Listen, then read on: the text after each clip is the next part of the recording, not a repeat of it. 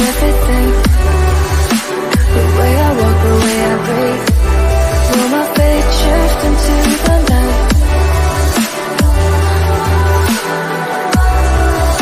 But here I am, same old thing.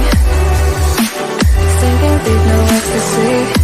Reality haunts the living mind.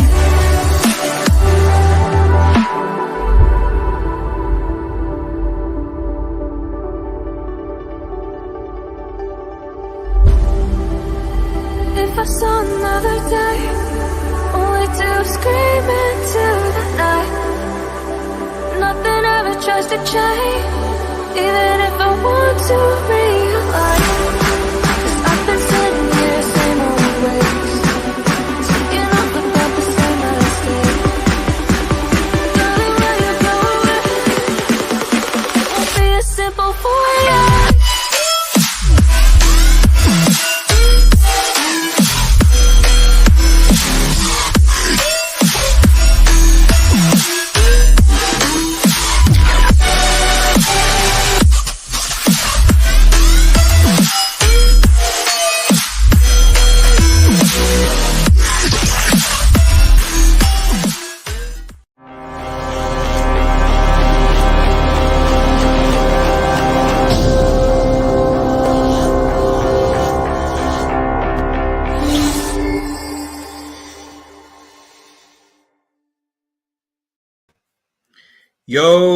Yo, guys, Old Man G here, back again with a late show, actually. Obviously, breaking news. Related to our Factos, I've seen the back, I will bring you in. Casemiro to United, the deal has been agreed for some hours now. It was coming. But before we get into that news, if you're interested, this is a live call-in show, by the way, so we're going to get different fans on involved. So if you want to obviously call in, the StreamYard link should be in the chat. In fact, should be in the chat. Let me just quickly post that now. Give me 2 seconds, everyone. But yeah, I'll post the StreamYard link in the chat, guys, so that you can, if you want to click, you want to come in, have your thoughts on it, it's fine. I'm actually just going to say this right off the bat. Well, actually, no. Change that.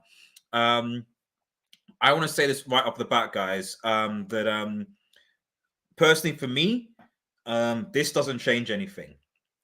This doesn't change anything. I'm still firmly Glazers out. And I'm old enough to know that I've seen this sort of situation far too many times when it comes to this football club, where they'll be in a crisis. There'll be people who are unhappy, voice their frustration, etc., etc. And obviously, with the news that possibly Ratcliffe was interested in taking over the club, the Glazers, of course, needed something to say. Hey, listen, you know what? We are still in charge. We still have the fans. Blah blah blah blah blah blah. But at the end of the day, like, I can't buy it. I can't buy it, guys. I can't buy it, and it's just simply because. Do people remember Sancho? Do people remember Ronaldo? Do people remember, like, we've been in this situation before, and you can't tell me that this signing of Casemiro, this signing was planned. It clearly wasn't planned. It wasn't planned at all. We go from wanting to sign, spending 3 months to sign Frankie de Jong, to not being in for him, to then calling Adrian Rabiot to see if he'll come, him demanding ridiculous wages, and then somehow, in the space of 48 hours, we get Casemiro. All that tells me, and I'm going to react to Fabrizio's thing in a second, but all that tells me is just a few things. 1, poor planning by Manchester United again. 2, does Ten Hag even want this player? That's the other thing. And then 3, United, ironically enough, can get deals done quickly. Very quickly. Because this Casemiro deal was done in a matter of 48 hours? Maybe maximum 72 hours? 3 days. So you mean to tell me that we can sign a player of Casemiro's caliber in 3 days, but we can't sign a right back? We can't sign a wing. We can't sign a full. We can't do this thing. Someone explain that to me. Someone explain that to me, because it doesn't make sense. It really, really, really, really does make sense. So I see Factos in the chat. I will bring you in. I just need to monologue off and just get some comments and react. So, but you guys will be coming in soon. So before I get to the comments, let me just actually go through here we go. Here's your tweet. Casemiro to Manchester United. Here we go. Real Madrid accepted all deals with a bid. Clubs preparing contracts right now. This is the second player we've got from Real Madrid in the matter of season. So there you go. Clubs preparing contracts right now. 60 million euro. Now, this is a key thing, because a lot of people, and it's the BBC included, wrongly saying this was a 60 million pound sterling fee. It's not. Okay, so they said we're paying 70 million pounds sterling with Casemiro. We're not. Okay, we're paying a 60 million euro fixed fee, which is equivalent to about, I'd say it's probably, the exchange rate is probably 1 to 3. So it's probably about 50 million, maybe slightly under, but around 50 million pounds sterling for fixed. So the highest we're paying for this guy is 60 million, which for me, in my personal opinion, for a player of Casemiro's caliber, bear in mind he's 30, and DMs have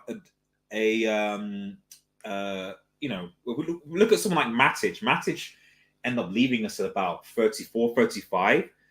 Personally, giving him a 4-year deal, I'm like, I would have probably preferred a 3-year deal with an option to extend for a 4th year. But it is what it is. I think it's a reasonable fee for someone like Casemiro's quality, at least in my personal opinion. Obviously, medical and then visa also during the weekend. We'll get a welcome to Manchester United. Probably not. He's probably not going to be. He's probably not going to be ready for the Liverpool game, which is painful, because I am expecting Liverpool to come to Old Trafford and do a business on Manchester United. I still think Manchester. I generally think that Manchester United should forfeit that game, and then with Casemiro and the various other signs that we get, that we can actually, begin to start afresh and think, right, okay, we're going to start this season again now. We've lost our first 3 games, which is absolutely appalling, but we can maybe do something. We can maybe change things. Who knows?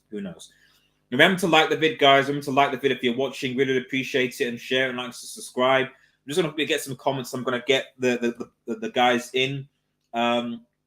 So shout out to Antonio and Sanjay Hussein. Sanjay says, good deal for Manu, although who is going to be the number 8 next to him? That's a very good question. Personally, I would say, Sanjay, that I personally think that we should do a Brazil and pair Casemiro with Fred. That's how he plays in the Brazilian midfield. So personally, for me, I play Casemiro with Fred. They already have a connection, so you can already use that. If Casemiro's coming to this club, you are benching McTominay. This is the end of Scott McTominay, in my personal opinion. McTominay is on the bench, and can probably come on against Leeds. That's if he plays further forward, or if you want a freestyle. To be honest, and this is a wild take, but actually you could play McTominay in the position that Bruno plays, because he's a much better carry of the ball and he's better at long range shots than Bruno is. So that's a possibility if you want to use McTominay, but not in a number 6 position. Definitely not. Is my point of view. Pogba and Casemiro would have been a good period, but that guy's gone. Yes, man. Yes. Imagine if we had, someone was saying, imagine if United had the midfield of Casemiro, Pogba, and Frankie de Jong. Then, business happens. Unfortunately, that's not the case, though. Unfortunately, it's not the case. Even, to be honest, low-key Matic and Casemiro, if Matic was good, would have at least given our midfield some stability, and then we could have built from that, personally. But that's just my personal opinion. What's up, RDS? Thank you, Chief, man. Kira Kato says, do you think Jamie Vardy would be a good signing on loan? Would he be a good signing on loan? He's younger than Ronaldo.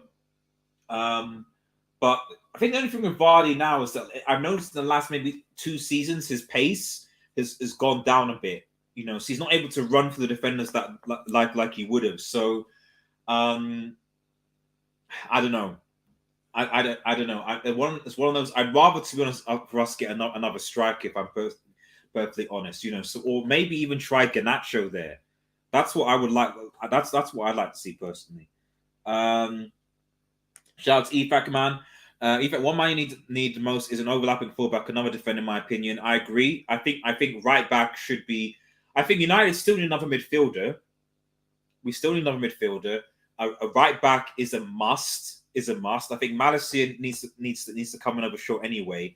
But we definitely need another right back, an overlapping right back, and we definitely need that. Let me bring Somali Flame 60 million plus 10 million. So I'm saying it's not 60 million sterling. It's equivalent of 50 million sterling. So 60 million, I think overall fixed is fine, is what I would say. Because it's not that. If anything, I think the equivalent is probably 48 actually, if the recent exchange is anything to go by.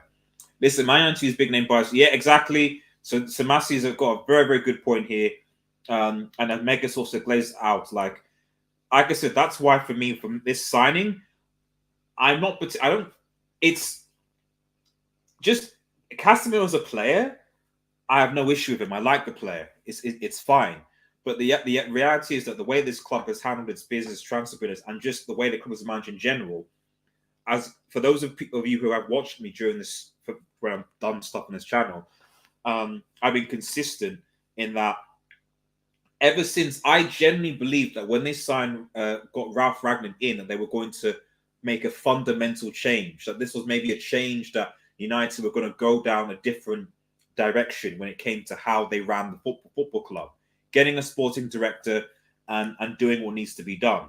The way that it turned out is like, no, that's not the case at all.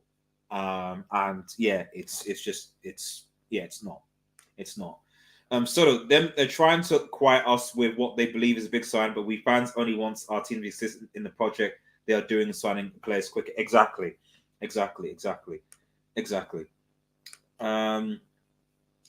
Quickly going through. Big Nesh, yes, forget about the glaze and all that. We know the planning is poor for a fact, but talk about the impact he'll have on the team. I know Big Nesh. I see what you're trying to say, but like it's just the only reason I wanted to preface all of that beforehand, Big Nesh, is because we've been here before. We were here with Sancho. We need a right wing, and we need a right wing. And Sancho, he's gonna make our right wing brilliant and awesome. What's happened? I mean, Sancho could still do good, but has he come in and really made the difference and transformed the team? No, he hasn't. Same thing with Ronaldo. Okay, he scored 18 goals. Look what's happened. So I want to start this whole thing with a degree of caution, because we have spent a lot of money on signing players, and I can't remember the last time we made a sign that's actually made a positive impact. Bruno did for a time, but now it's gone off. So my main worry is I hope this doesn't happen to Casemiro. Casemiro is great. He's a great recovery tackler. I think that it'll be interesting to see how he works in Ten Hag's system, just purely because I know that Ten Hag prefers a ball playing CD like a central midfielder, CDM, and Casemiro, in my opinion, is not that. He's more of like your proper sort of old school DM, win the ball back, play it forward, that type of thing, not kind of bringing it from the back. So I'm not sure how ironically enough, Casemiro would have been a good signing for Ollie, but with the way that Ten Hag plays, it'll be interesting to see. Like whether, because I'm not entirely sure how press resistant Casemiro is, for example, but in terms of recovering the ball and being a physical presence in the midfield, as well as his reading of the game in that area, he's one of the best in the world. And obviously he's had many dubs to Real Madrid. So you do it there. Let's have a just scream. Someone looks out. I'm going to bring you guys in soon. Glaze out, yes. It's pound sterling. The official numbers came out. Check the news tweet. Is it? Let's have a look. Because I've got for check. I'll check the news tweets by Fab, 8 million euro plus. But I've got the Fab tweet here. It says 60 million euro. Unless Fab has tweeted something out recently. Let me go back.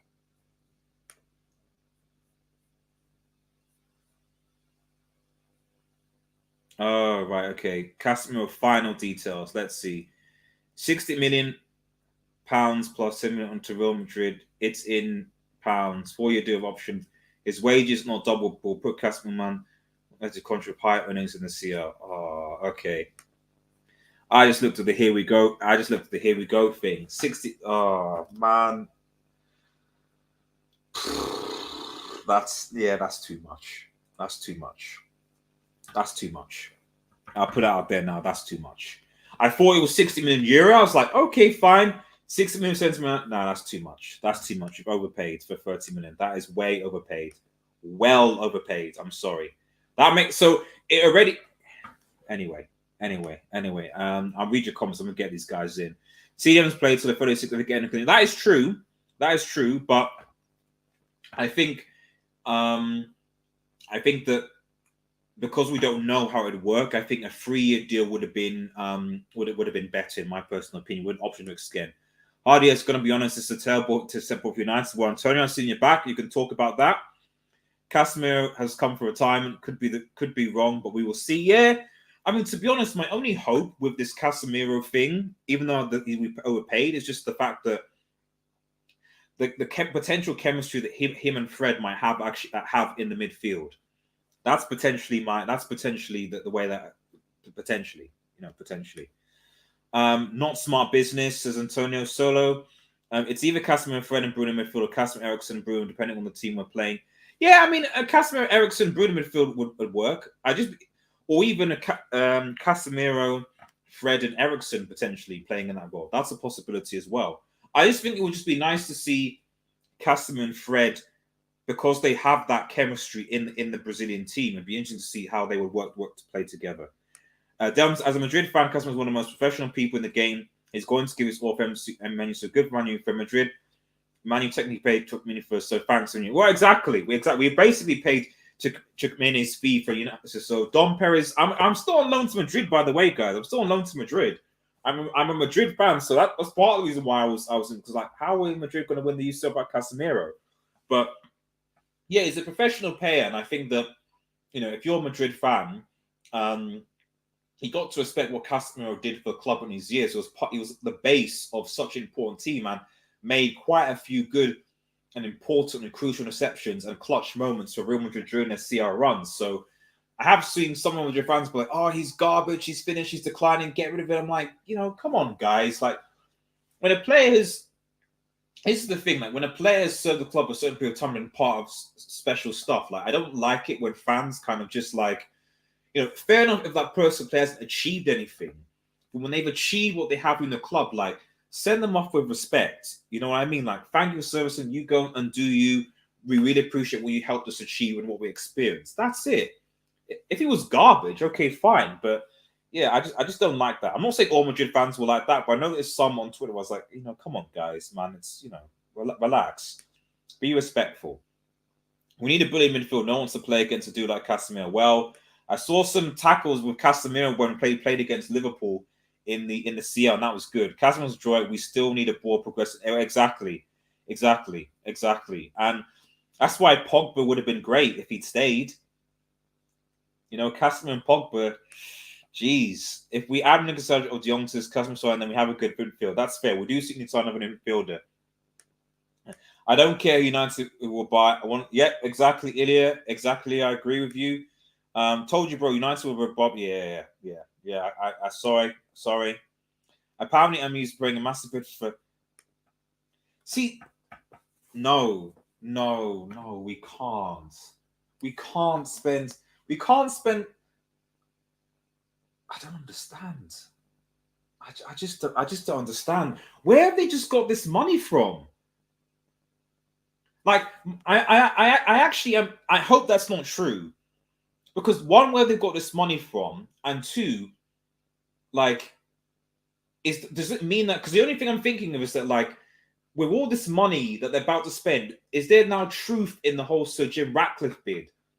Are they now doing it because they know they're going to be getting some investment by selling their shares from this particular? That's the thing, because to now go from we don't have much money to spend to, hey, we're going to spend basically 170 million, or around, let's say, 150 million pounds sterling on 2 players is insane. It actually is insane. It is insane. Make sure you like the vid, guys. Make sure I have 20 people watching, guys. We appreciate it. It has been proposed that Harry Maguire moves to Chelsea as a deal. EFAC, I don't know how I could. I hope. please. I want this to be true, but like, is this guy credible? If this guy's credible, then yeah, let's do it. Let's do it. If it's credible. Kevin Kabusu, shout out to him, says, what about Anthony? Yeah, we shouldn't pay 100 million for him though, bro. We shouldn't pay 100 million for him. We shouldn't pay 100 million. Evening on it, shout out to Matthew One, big up in the chat, thank you. And as Simon 100 million is too much. Lost Banks tomorrow, we ride for 3 points. Big up Matthew and everyone in the chat. Thank you, Dale. Yep, let's go.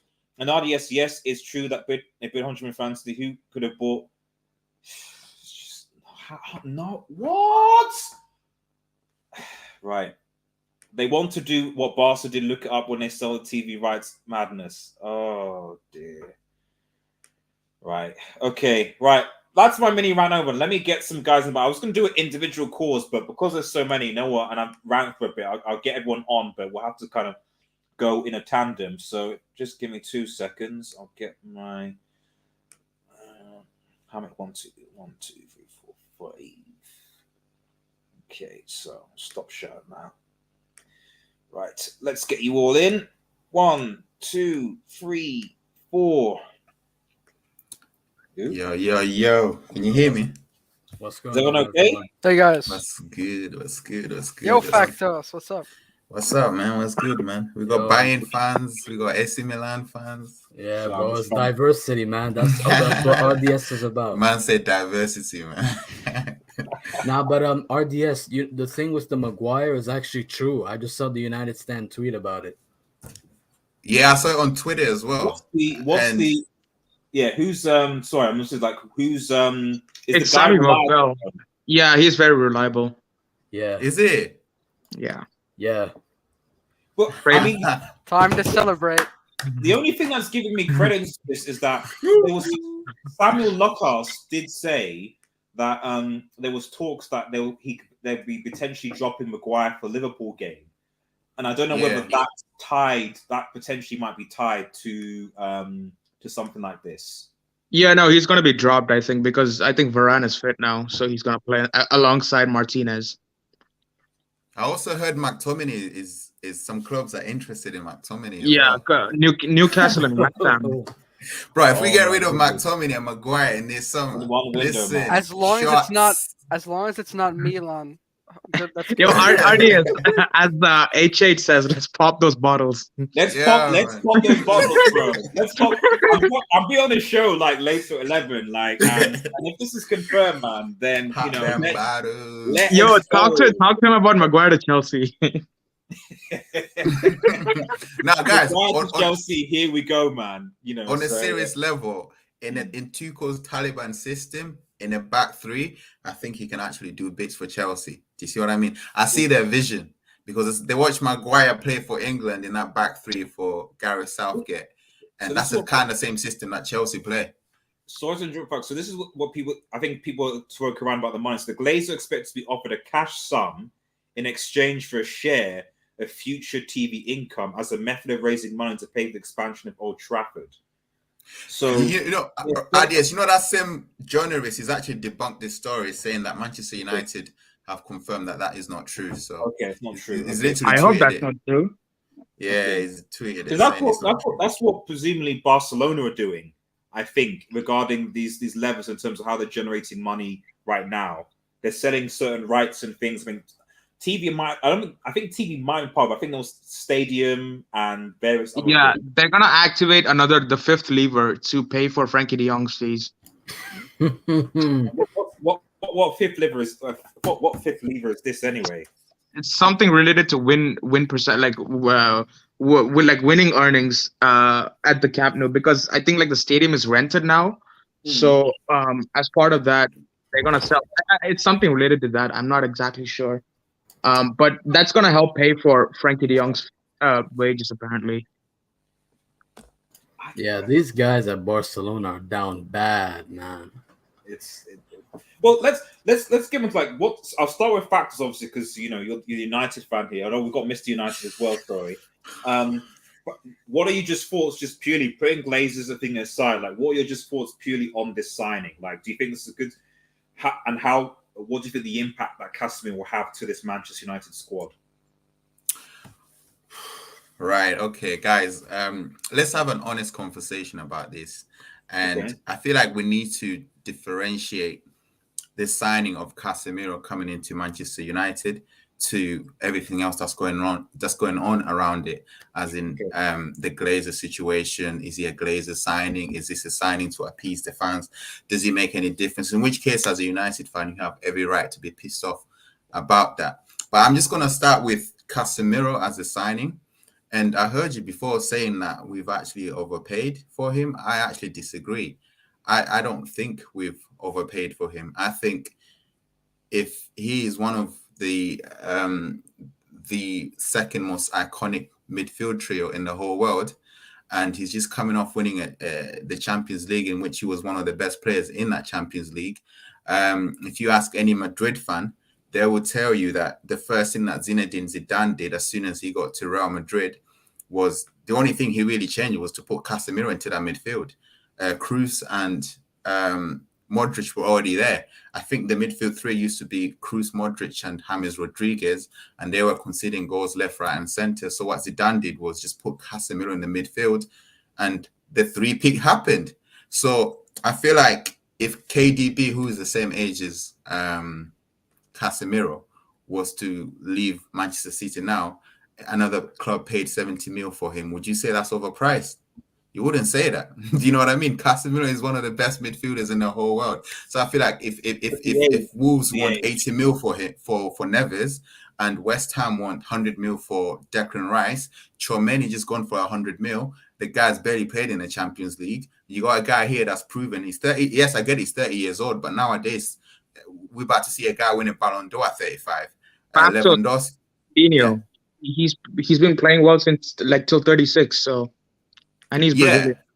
Yeah, and like his injury record is amazing. So it's not like it's not like a Wayne Rooney who's going to decline after the age of 30. We've not seen any facts of that. So I feel like the 70 million pounds or 60 million pounds, or whoever you believe, I don't think that's excessive for him. I feel like it's actually a fair price, and the wages as well. So when it comes to that, I feel like he is a very good signing for Manchester United. I'm almost trying to stop myself from being excited. Do you get what I'm say? I'm having to stop myself because everything else is going on around my club. There's a protest on Monday. How should I be excited by anything that the Glazers do?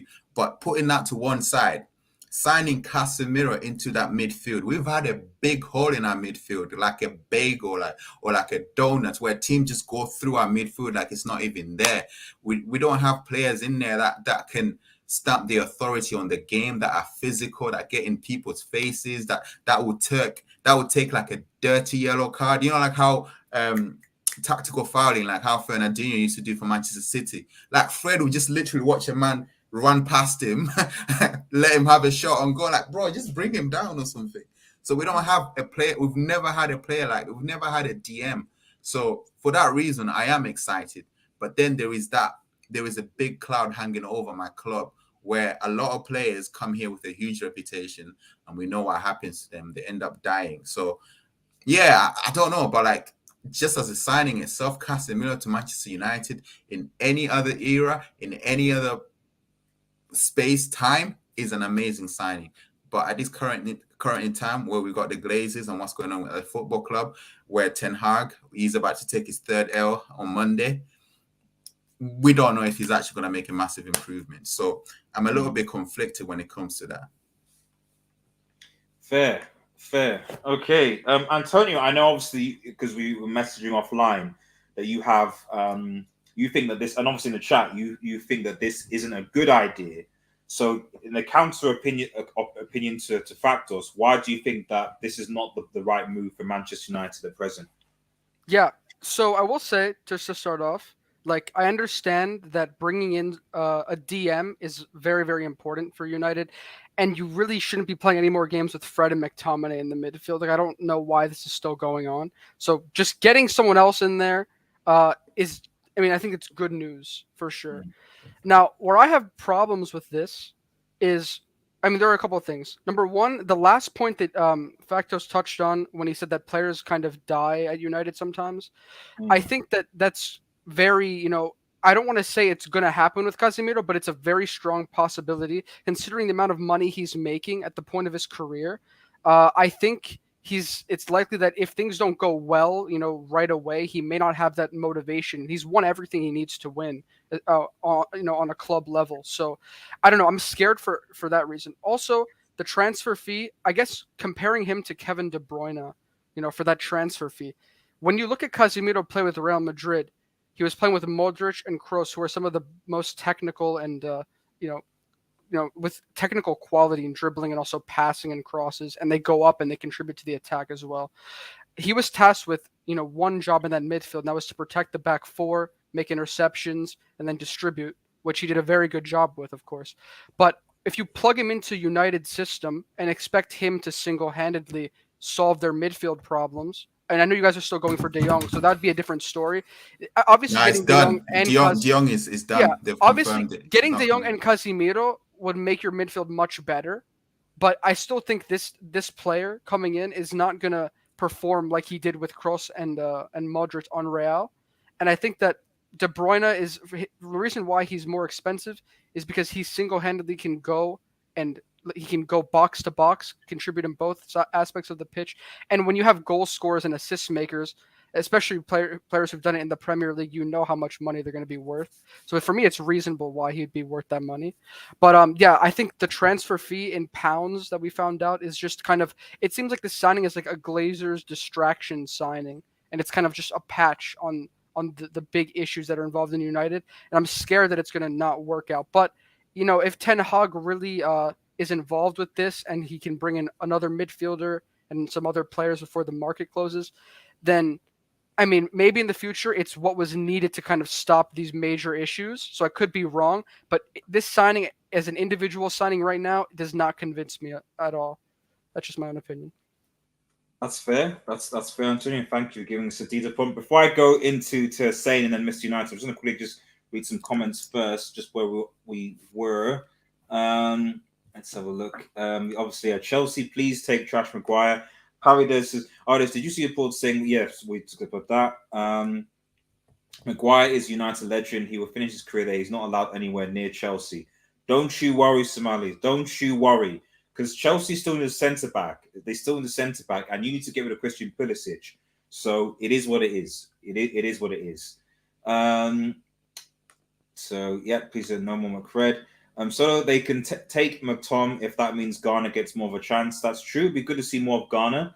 Although it looks like the club will want to. That's one of the things because there were reports coming out that United wanted to sell Ghana to clubs, and I wouldn't be surprised if the next couple of days we see a lot of outgoings from United. I think it looks Fabrizio just tweeted Eric Bailly. I think is now in contact with Marseille with a loan deal option to buy at the end of it. So there's that. So Bailly is gone, and which is sad. I've always been his biggest fan, but it is what it is. I don't know how the likes of Phil Jones and Maguire still at the club, but there you go. Seriously, there'll be pros of Stamford Bridge if Maguire comes. Oh no. RDS, can I ask you a question? Yeah, go on. I forgot to ask you this question. Also, Hussein, I've been noticing you're putting Milan troll images as your profile thing, so we're gonna have to fight after the stream. But no, I want to say no, it's not Milan troll. I mean, I put the Zlatan one because I knew you'd like chuckle a bit, but the Tarat one, I genuinely like Tarat. So yeah. But no, I want to ask. I've been seeing some United fans on social media already saying like top 4. No. Like, what do you think? Let's say you bring in Casemiro, De Jong, and Antony. What do you guys think? Like, what should your expectations be? Listen, guys, we're not bringing in De Jong. It's just been confirmed that it's over. Like, I thought when you were being serious when you said that earlier. I didn't. No. It's just they've said it at the same time as announcing Casemiro, so that the fans don't go into a hysteria and that sort of thing. No, I heard they say that like the Casemiro deal is not going to affect De Jong. Yeah. But I don't think we're getting him. There's no chance we're getting him. Now, speaking about being overpaid, 100 mil for Anthony. Now that is overpaid. Bro, that guy is a 30. He's a 40 mil player, bro. Max. That is being overpriced. I'd rather go for Gakpo instead than him. Yeah, Gakpo is like a mixed race Rashford, man, if I'm being honest with you. But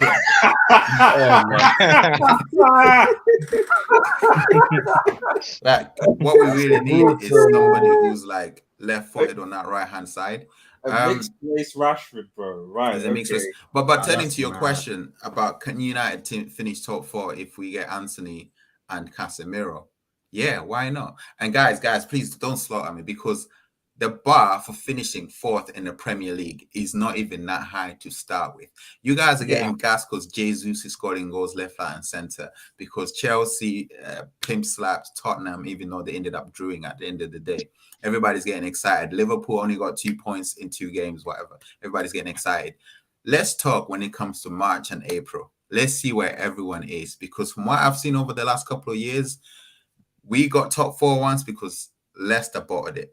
they were in top 4 up until like May, and then Chelsea got top 4 the season after that because Leicester bottled it again. Last season Tottenham got it because Arsenal bottled it, and the only reason why Arsenal were in there was because United had the worst season ever. Yeah, not just that. Even last season, if you look, Arsenal lost their first 3 games, but they were still like close. Yeah, so you never know. I think it's more the fact that, like, why I'm still cautious, like I said in my opening kind of sort of speech, is that, like, you have to understand that the nature of these signings, unlike maybe other clubs, the nature of these signings was that these signings are very haphazard. There's no planning in it. So you've now got a manager who now has to bring in players that may not necessarily have been fit into it the way he wants to play, his system, etc. And now he's got to get them to gel now the season has started. So I think that I would still say, especially because I still think United they basically need new fullbacks. Well, Shaw and Wan-Bissaka. Yeah, we cannot play with Dalot. No, Dalot just doesn't work. Wan-Bissaka at best maybe in a free as a defensive could possibly work, but that's as far as it goes. I think Wan-Bissaka is leaving though, isn't he? I heard he might go back to Palace. That's a possibility on loan. And even our in-quote wingers or inside forwards are garbage. Sancho is not popping off as of yet, but we'll see. Easy. We'll see. We'll see. We'll give him time. But Rashford is low-key garbage, and Martial is picking up injuries. So I don't even count Martial anymore. You see, RDS, the thing with Sancho is, if you notice his game, when he used to play at Dortmund, he used to take on the fullbacks, 1v1. He used to like try and get past them, but like right now, he doesn't even try and do that anymore. Once he gets that wing, once he gets the byline. Let me just say this about Sancho. So I'll let you talk. Yeah. What I was saying is, like right now, his confidence is so shot that when he tries to get on the byline, he always does a pass back to Dalot instead of taking on the fullback, So I just think it's a confidence issue with Sancho. I disagree as well. Sorry, but I want to say, I was always going to say, if you want to improve the situation with Sancho, you just need a better fullback. You need someone that's way more attack-minded. The thing with Sancho, just look at who he's played alongside when he was at Dortmund. He played alongside Hakimi and Rafael Guerrero. Like those 2 names, these guys are very attack-minded. They're always going up and down, but offensively, they're always in the final third. They're always racking up goals and assists as fullbacks. And that's what probably Sancho's thinking, that, let me try to pass back to Dalot and see if he can contribute to the attack. But obviously, Dalot is not doing that. So what Sancho needs is a proper attacking attack minded. Yeah, and another thing as well. I hear you. Another thing as well, I feel like Sancho is kind of different to, let's say, a Rashford, because Sancho is not a naturally athletic player, as in like he actually needs game to get his fitness. If you watch him at Dortmund, he didn't start cooking until November or December time, until like after 10 games, 11 games. You get what I'm trying to say? Like he needs to build his fitness in games. It's not like somebody who just, after the season is finished, he can just, after 2 weeks of preseason, he can just catch his form like a Marcus Rashford or Cristiano Ronaldo or even Scott McTominay. He's actually very fit. Sancho has to build into it. Do you get what I'm trying to say? We've seen this even at Dortmund. How many times did Sancho have like 4 goals by December, and then we'll have like 16 from then on until the end of the season? Do you get what I mean? So I'm not really worried about Jadon Sancho. I feel like adding players like a Casemiro, who will make sure that United, sustain those attacks, because obviously we're going to be playing the high line, possession kind of style of football. So you need a DM who's going to help you to sustain attacks. It will mean that he stays on the ball a little bit more. He can obviously show his creativity and that sort of thing. So I'm not really worried about Jadon Sancho. I don't think it's a confidence issue either, but I feel like he will come to his own as the season progresses. It's just the way that he is, and just the way we are, Manchester United. We tend to start the season very, very slowly. Hopefully we're going to pick up, because if we don't, we're going to be relegated, bro. Like, we are 20th. And if you look at the form since the beginning of the year, we actually got the worst points accumulated. That's bro. When I posted my post-match reaction and said relegation battle, people think, oh, you're reacting. I'm like, since the beginning of this year, Manchester United's form has been atrocious. Of course, it's been crazy. Unless I see change somehow, of course we are, because we have literally been like, almost every other team has been better, because the teams that went down, the Burnleys, I think it was Burnley, Norwich, and who was the third team? Burnley, Norwich, and Watford. They either Watford beat Manchester United twice. 4-1, bro. Yeah, 4-1. They beat us once. Yeah, 4-1, yeah. They 4-1, but that Old Trafford was a draw, was it? Was a draw, yeah. And then Burnley, I think we drew both games. We drew once and we won against them at Old Trafford. And then Norwich. Norwich, we beat them 1-0 and drew, I think. Oh no, we beat them. We beat them twice. Ronaldo hat-trick. Hat-trick, yeah. So the point is that, like, our form against those teams wasn't that great, and I'm not even talking about the likes of Newcastle and Brighton and so on. So yeah, definitely. I'm going to get Mr. United then, Hassan's, but let me just quickly have a quick look at some of these comments and get to it. So it confirms the pursuit of Frank Fingdong is now seen as over as Paredes. So yeah, I'd expect as much. Quick question. Oh yeah, does that mean that no other midfielders coming in besides Casemiro? Milinkovic Savic. Oh, okay. I know a lot about him. If you guys want to. He's a baller, man. He's a baller. Yeah, I've seen him play. Good luck dealing with their sporting director. Yeah, with Lotito, yeah. Yo, he's a white Pogba, man. That guy. No. It's the I think you're getting confused. It's the Napoli sporting director that's seen as. No. I watched Serie A. They're both bad. Yeah, they're both. Even the Lazio one. Yeah, the Lazio one clings on to his players like they're like his. I don't know. Like both not just Milinkovic Savic, also Luis Alberto. Yeah, this guy is not even being used under Sarri, and he's not. But they're blocking a transfer to Sevilla right now for him. They're like the Italian Tottenham, aren't they? Yeah, Milinkovic Savic has been one of like a top 3 or top 2 best midfielder in the Serie A for the past 4 years. He's amazing. Everything is about Barcelona and Chelsea taking upper out of their hands. That is true. Chelsea look like, according to Vista, Chelsea look very close to signing Aubameyang, although Xavi doesn't want him gone. And I'm not entirely sure whether that's the best thing for Barcelona right now. I can't believe we're getting Casemiro says the best CDM in the world, says Paredes. Fair enough. Cotton Go says, oh my days, Chelsea, please. I'm begging. I will kidnap Maguire and send him to Chelsea. I don't think you're the only one, bro. Yo, what's up? And obviously that says don't forget about the Glazers. SMB says RDS, I know it's Casemiro, but don't you think he has declined? I don't know. A lot of problems. I don't think so. Not as much as people seem to be saying. He was one of the best players in the final. Yeah, if you take was him, the man of the match. My point is, I'm not saying right now he'll be good. For how many more years in the future, we'll see. But if you take him out of Real Madrid's midfield and just plug him into United's midfield, guys got to be a little bit cautious of that. I'm just saying. Yeah. It's a different situation, different style. Yeah, but see, that's not down to him. That's down to the quality around him. So yeah, of course. You cannot really fault him for that. Yeah, no, of course. If you're looking for a CDM. A midfield 3 of Casemiro and his Brazilian friend Fred, who, obviously they play together for Brazil, and Ericsson. Come on. You see, Come on. the difference is that's in an It's not international Cruz and environment. This is Casemiro. no. See, the difference is that's in an international environment. The pace is much slower there. If you don't know how they're going to perform in the Premier League. I think it's more communication. That's just the only thing. Like I always find they know each other's games. When you know each other's game, when you know Yeah. the language as well, like communicating is like a lot easier. Because obviously you've got to bear in mind that people like part of the community is also like verbal, like come here, do this, etc. Like whereas if you're, someone who's speaking there's a different nationality language, maybe English isn't their first language, they speak a different thing.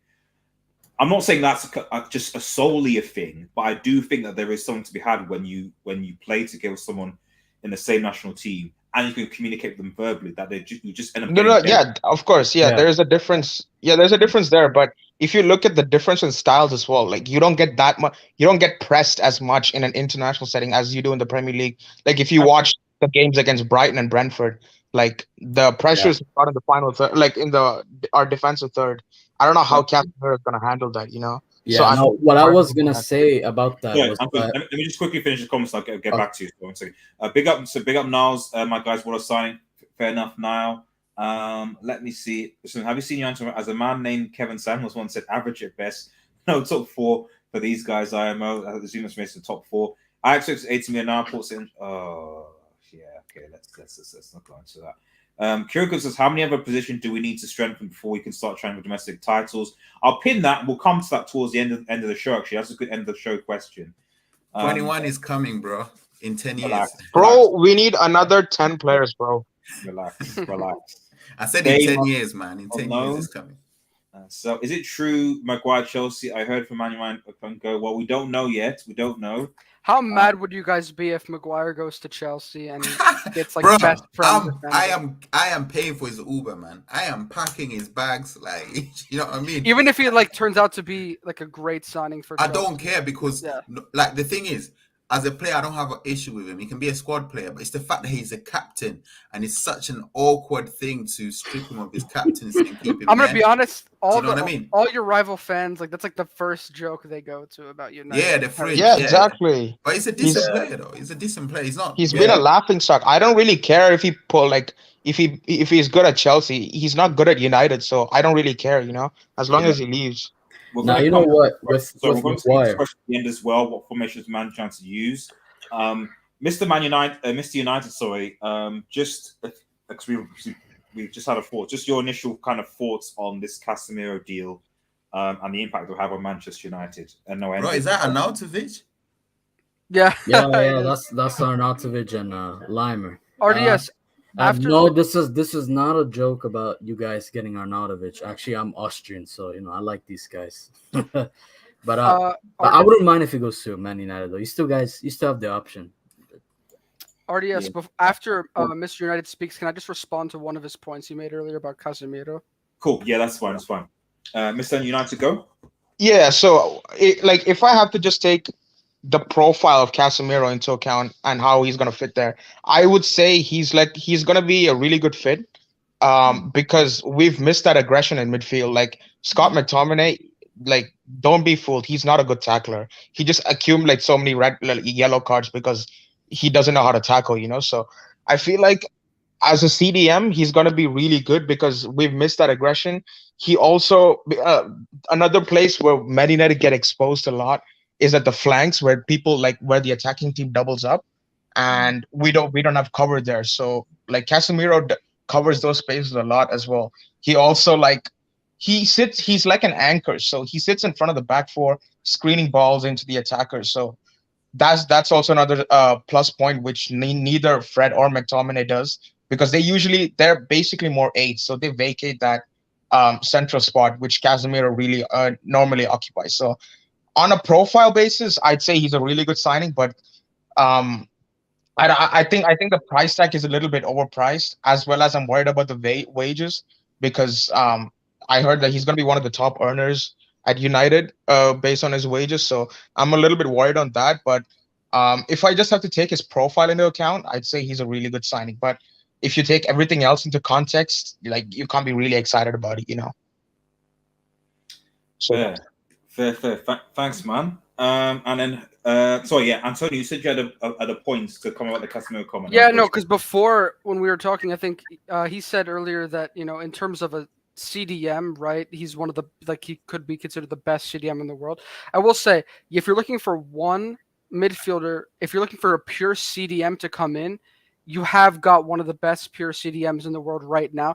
My only concerns are, besides all the external factors off the pitch, is for how many more years, and also on top of that, how is he? Is he just going to be a player you just plug in? Because is a CDM all you guys need to be successful in the midfield? It's just one pure CDM, because he doesn't do many other things outside of just being the best CDM, in my opinion. Yeah, United definitely. I mean, it's like I said, in terms like, if Pogba was in this team, then and hadn't left, then suddenly I'm thinking, ooh, okay, maybe someone who can actually progress, because Casemiro can't really progress the ball. I don't think anyone in the United midfield right now can actually do that. Like Pogba could. Pogba could progress or go forward and do what he did.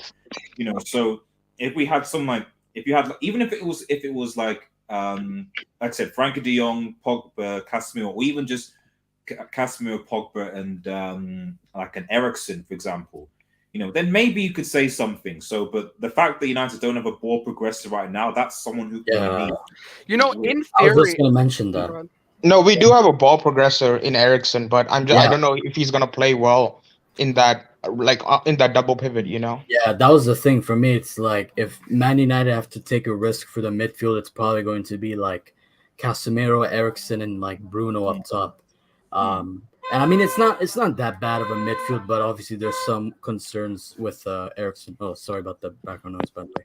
But with Casemiro, all I have to say, I mean, I get the concern with age, and I know some people might be concerned with his price and everything, and is he just using Man United as quote unquote retirement? But I think Casemiro, I've been watching him since Porto, like 2015, and he's been always a very good player, a very motivated player. He's always taking risks, and I think some people overlook the fact that, yeah, maybe it's Man United and he can get a good paycheck, but some players just want, a change. They want something refreshing, something different. And I think despite the difficult task at the difficult task at Man United, I still think if he can play well with Fred and Eriksen and just do what he normally does, he will have a good time. He's a very good destroyer. He's always winning the ball. He's very physical as well, which is I was going to add on to what Mr. United was saying, that obviously the pace of the game in international matches is very slow, but what Fred doesn't have, Casemiro can complement him with. So what there is in Casemiro, a very physical, good tackler, someone good in the air at times as well.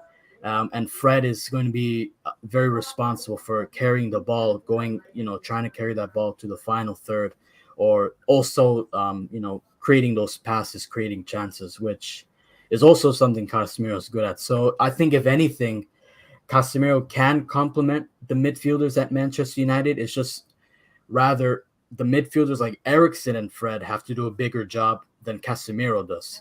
Because I think with Casemiro, if you put him in, he's going to defend. You'll see that, you'll feel a much different team. And with how Erik ten Hag's trying to play with his positional play, Casemiro is like a player that fits that sort of tactics. But it's just a matter of what Eriksen and Fred does with that. You see, the main problem with United's midfielders is there is no one who's good playing with the ball when they're facing their own goal. Like even if you look at Eriksen, Casemiro, Bruno, or any of our midfield, or even Fred, they're not good passing out when they're facing their own goal. If they're facing the opposition goal, then they're really good, because they can, pass intricately or find long balls. But when they're playing out the back, they're not really they're not really good. So I just don't know how Casemiro is going to fit into a system which relies on the thing about that. See, there's a big misconception when it comes to Erik ten Hag that he always needs like a ball progressing defensive midfielder, kind of like De Jong or somebody who's very good at the ball in a defensive third, like, you know, when when he gets pressed, he knows how to get out of those positions and play the ball forward. Yes, that was true with his first Ajax side, which had Frankie de Jong, who is obviously a very unique talent. But when de Jong went to Barcelona, Ten Hag didn't buy a direct replacement for de Jong. He actually used a guy who is actually worse on the ball than Fred in Edson Alvarez, but he's a very good defensive midfielder. As in, like, he's got his he knows the fundamentals. He's very disciplined. He knows where to be, but he's not very good in tight spaces, or he cannot collect the ball in a half turn and progress it and pass it along. But what Ten Hag did, he changed the formation, not the formation, but like just the style of play of the team. So instead of building through the midfield, through de Jong, through a number 6, he started building out through Daily Blins and the fullback and that sort of thing. So sort of like bypassing the midfield, bypassing Edson Alvarez and Ryan Gravenberch. So I don't think Ten Hag is gonna tell Casemiro, "You're my de Jong. I need you to be collecting the ball from David De Gea or for my centre backs." I don't think that's going to be the case. This is why it's so important that we get a very good right back that's very good on the ball, that he can use to actually progress the ball that way, bypassing the defensive midfielder and then getting high up the pitch, where the likes of Casemiro, Eriksen, and you bring in the Sanchos can help you maintain and keep the ball. Do you know what I'm trying to say? So it's just the flexibility. We need to sign Brighton's right back. Yeah, we need to sign another right back, because Dalot is one of the worst. But actually, Dalot is all right on the ball. It's just defensively sometimes. Defensively, he is so bad. Yeah. I saw a lot of Dalot when he was on Milan on loan, and so I will say I know how you guys like. Yeah, he definitely, when you see him go up, he's good. He's a good technical player. Yeah, he's actually scored. He's contributed really well offensively at times, but yeah, he doesn't know really how to one-on-one deal with some of those tricky wingers. I will say it's not just that he doesn't know how to cover the space either. Like, there was one point in the Brentford game. It was in the first half. There was a goal kick, and then Maguire went to head the ball. So he had vacated his own space. What Dalot is supposed to do, he's supposed to cover that space, but instead he just stands there, but the thing is, allowing that whole space for the fucking striker to run on. The thing is, in the current era of football that we're living in, of Pep and Klopp, where fullbacks are actually more of playmakers than number 8s or number 6s. You look at Trent, you look at Cancelo, you look at Rafa Guerrero and all these other guys, and even obviously Reece James is actually very good defensively. But like, it's almost as if managers are happy for the fullbacks to not be that good defensively, as long as they help their team in terms of progressing the ball and being, playmakers in midfield or higher up the pitch. So if Dalot is not as good as Wan-Bissaka defensively, I don't really have an issue with it, as long as we have a fast centre back to cover him, or maybe like even Casemiro to cover him. But if he's good at progressing the ball and helping the team like that, like in pre-season, it was actually looking really good. If you can bring that form into the Premier League, I don't think we'll have a problem. Do you get what I'm trying to say? If you watch Malacia playing, the guy is inverted. You watch Luke Shaw playing, Luke Shaw doesn't want to be inverted, because that means if the ball is lost, he has to run back. And he's got a McDonald's belly. He eats a lot of shawarmas. He doesn't want to do that. Do you know what I mean? See, I think the thing with Dalot is you cannot get away with both fullbacks being bad defensively. If you look at Pep's system, you have Cancelo left back, who's more attacking, but you have Kyle Walker at right back, who covers defensively. Even if you look at Liverpool, you have Trent, who goes forward more, but then you have Robertson at the same time, who covers really well at the back. You have to have at least one good defensive fullback. That's why Dalot and Shaw will never work, because Shaw is so bad defensively. Whenever you see him defend, he's always facing his own goal, and that's a problem, because that means you're always behind the ball. You're never facing the ball behind, your back is not towards the goal. Yeah, and he's so bad defense. He doesn't even know how to cover his like How do we cover the call this space guy he's supposed to Roberto cover, you know? Carlos, man? Like, Because that one Yeah. goal in the final, man, that one goal in the Euro. Forza Italia, guys. But no, I will say, hey, did you say Forza Italia? yeah, I'm Italian, so Man, no, but I Bro, will. man, cancel this guy, man. yeah. Hey, that was a nice trophy. It's coming home, bro. It's coming home. No, but on this point, that's a good point. That was just made about having one attacking and one defensive wing back or right back or left back, fullbacks. Because if you also do that, if you have one attacking fullback going up the pitch, you can also shift to a back three with your other defensive fullback, and you can kind of play with your formation a little bit. At least that's what I see Milan do sometimes. But I did want to also kind of go back to Casemiro, just make this point, because when you said, imagine a midfield with Casemiro, Eriksen, and Fred. Like, yes, it sounds good, right? But the thing with United is, individually, if you look at the players United has, they should easily be making top 5 or 6. 6 to be safe. Bruh, are you serious? Top 3 with the squad on paper. Right. But I'm also factoring managers, obviously Pep and Klopp, and also like Conte's Tottenham right now. Ole Gunnar Solskjaer with the same squad was dunking on these managers. Yeah, you know what I mean. Yeah, I know what you're saying. That's my point. I wanted to, I don't want to get too carried away. But the problem is that you're not getting the players to play like to their potential, and they're playing much, much worse. So if Ten Hag can unlock the best out of the specific players he wants to field together in the midfield, of course it's a good midfield. But is bringing in one player who can play that defensive role going to unlock the other players? Hopefully it works out for you. Do you know what? On that point, yeah, if you go through history, do you know like what is usually the final piece to every great and amazing team? Do you know what is always the final piece? An amazing central defensive midfielder.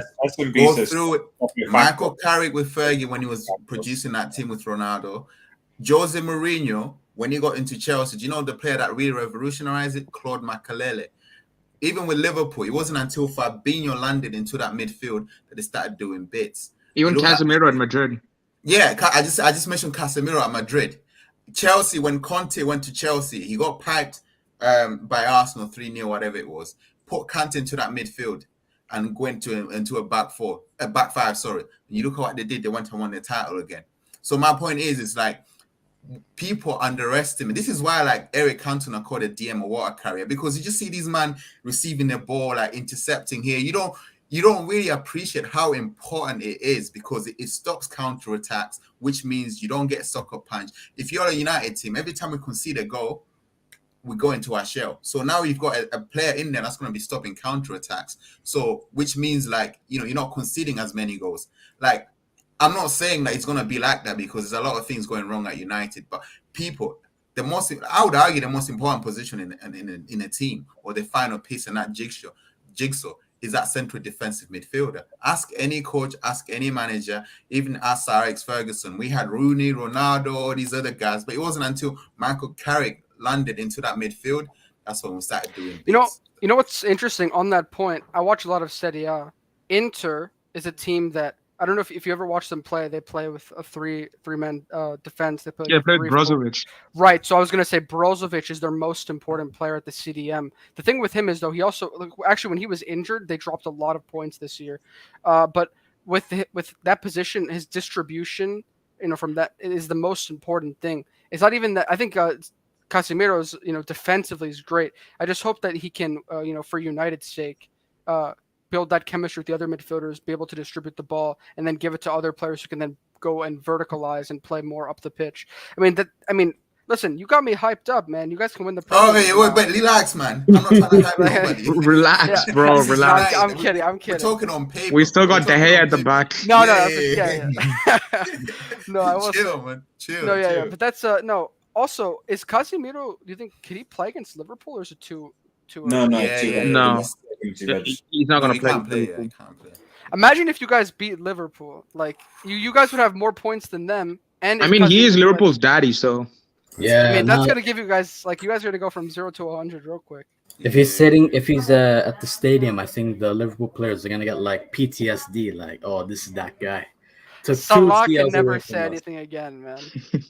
Let me just as we begin to round up things, we'll get some comments and then there's some questions in the chat. that were pretty good to actually go to. So we'll address them one by one. So as United haven't had a number 6 since Calcutta. Fred with Casemiro works best in Brazil because Casemiro protects through the middle and Fred with his energy can cover all over. Skillard, I think Skillard the comments above. Yeah, does United need Bosnian Player of the Year? No. I just put there. Sorry, Skillard. Sorry, they don't need Casemiro. They need to get rid of Maguire. Antonio know who he's talking about. It's a Milan player actually. No, we have a Milan player who won Bosnian Player of the Year. So right, I see. Rade Krunic. I see.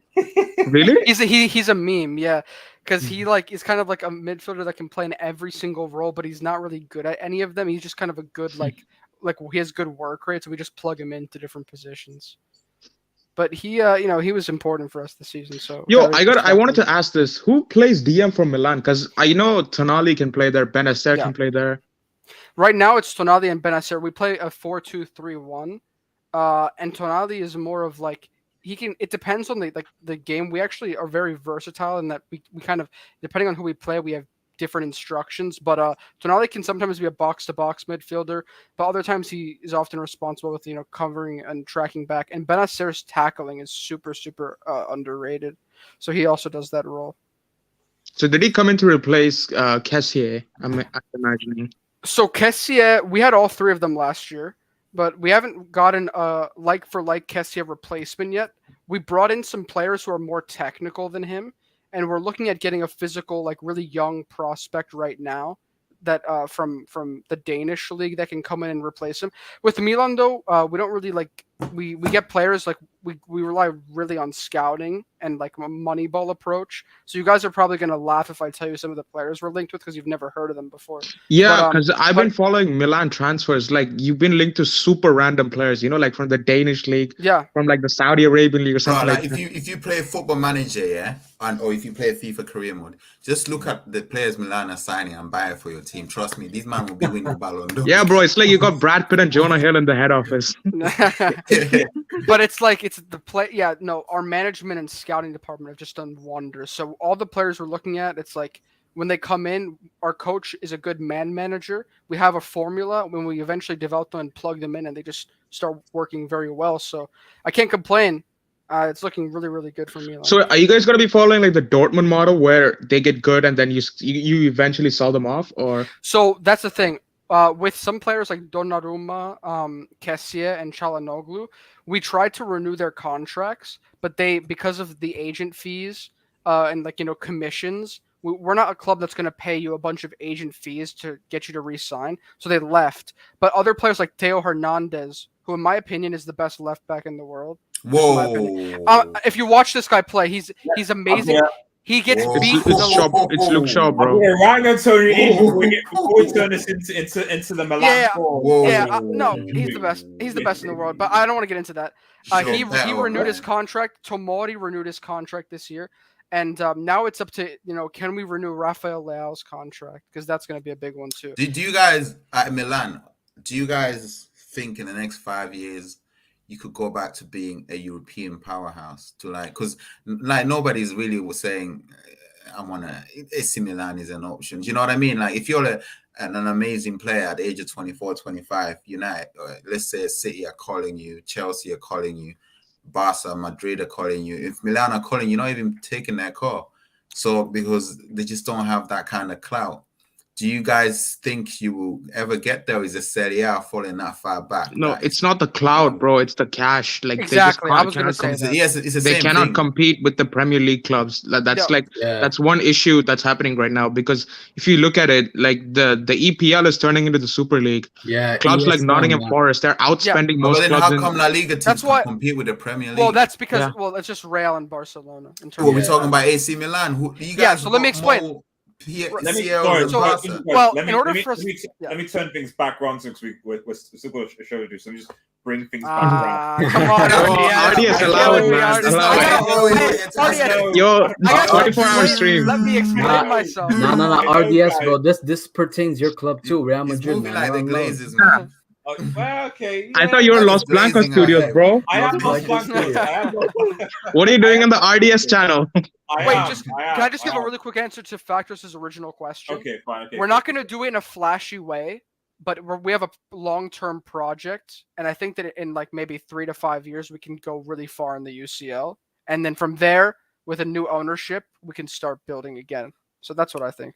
I think you need to make the league appealing. I'm more Yeah. mindful Yeah, of yeah, but this. I know as an Um, individual club, though, I think it's mainly just down to our ownership and also the affordability. Because right now we just got sold, and if our new owners invest more money than what we've been doing now, then I think that we can already start to win in Europe. That's the biggest thing Exactly. for me. Like Milan has the clout. Like they're one of the top 5 clubs in terms of clout because of the amount of leagues and Champions Leagues they won. It's just that the money issue.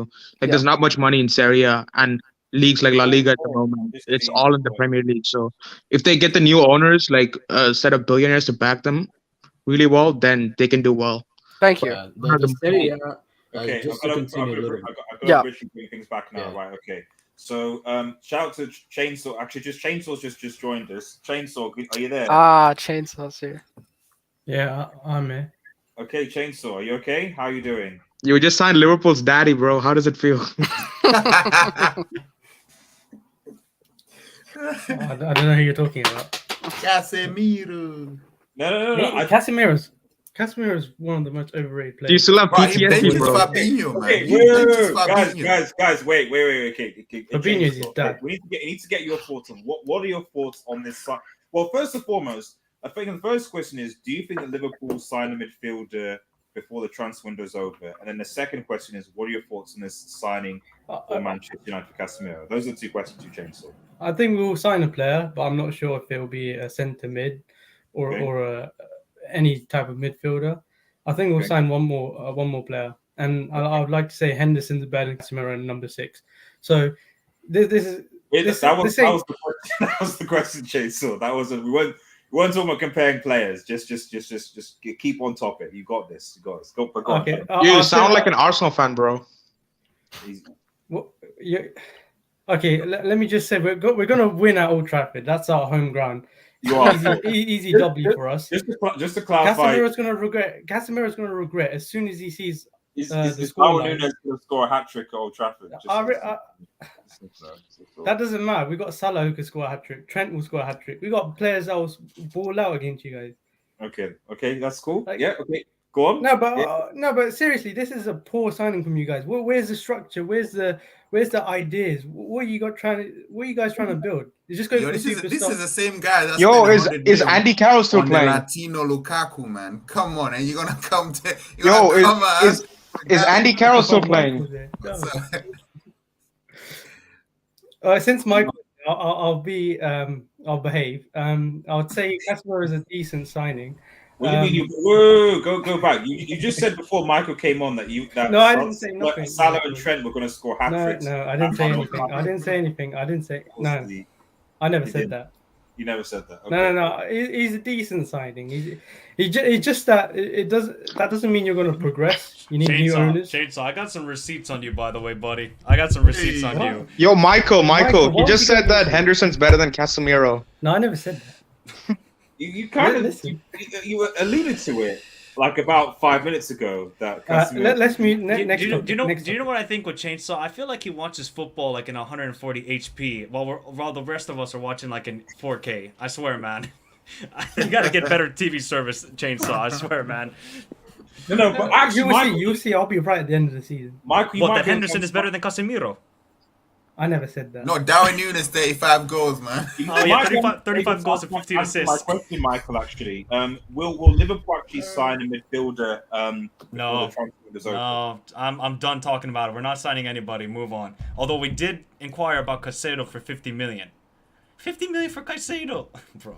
Goddamn. Don't touch Benacer. That's all I care about. Oh, please, I would love Benacer, but I don't think we could get him. But Antonio, your father's fine with him going. Yo, Let's did not you get see into that. firing Let's not get shots into at that. Bon Lahore?